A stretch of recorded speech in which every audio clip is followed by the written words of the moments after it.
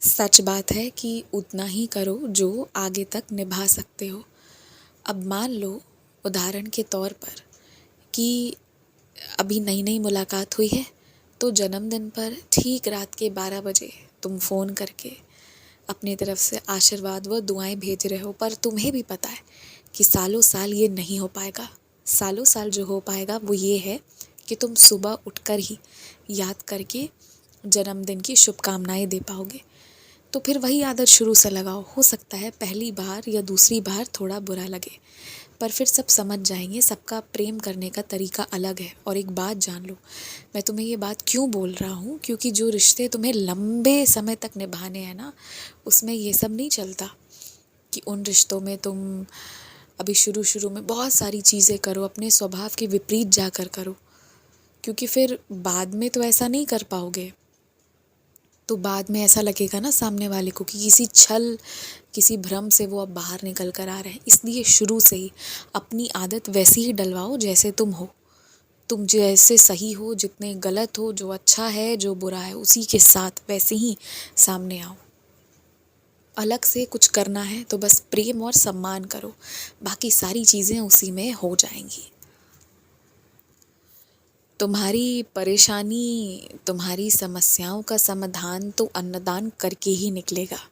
अब तुम चाहे वो आज करो, कल करो, चाहे एक हफ्ते बाद शुरू करो, पर जब तक तुम अन्नदान की शुरुआत नहीं करते हो तब तक तुम्हें बहुत सारे विकल्प नज़र आएंगे, पर सही सही समझ नहीं आएगा कि क्या करना है। तो ये बताने का तात्पर्य इतना ही है मेरा कि जितनी जल्दी हो शीघ्र अतिशीघ्र शुरुआत कर दो। तुम जैसी अन्नदान की शुरुआत करोगे, एक सही सटीक रास्ता तुम्हें मिल जाएगा और तुम्हारा समय जो बर्बाद हो रहा है ना, वो सब होना भी बंद हो जाएगा। मैं जानता हूँ कि तुमसे गलती से किसी ऐसे भोजन का भोग मुझे लग गया है जो आम तौर पर भगवान को नहीं लगाया जाता, पर अब मेरा आदेश है कि तुम मेरी सच्चरित्र पढ़ो और फिर तुम्हें समझ में आएगा कि तुम प्रेम से मुझे जो भी चढ़ा रहे हो ना, सब मेरे पास आ रहा है। पर हाँ, मैं ये ज़रूर चाहूँगा कि मेरे सभी भक्त ऐसा ही भोजन करें जिसमें दुनिया की भी भलाई हो और स्वयं की भी भलाई हो। ये तो मैं चाहूँगा, लेकिन गलती भी जो तुमसे हुई ना, तुमने ऐसा भोजन कुछ भोग लगा दिया जो आम तौर पर भगवान को नहीं लगाते, तो भी उस गलती में भी तुम्हारी कोई गलती नहीं है। तुम्हारा प्रेम, तुम्हारी भक्ति इतनी ज़्यादा है कि सामने भोजन जल कुछ भी देखकर पहले मन में मेरा नाम याद आता है।